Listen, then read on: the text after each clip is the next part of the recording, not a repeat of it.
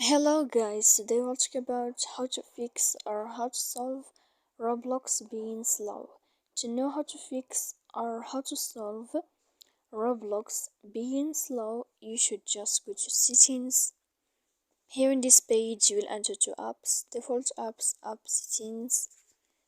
When you'll find this page, you will enter to this window of Roblox and you click here.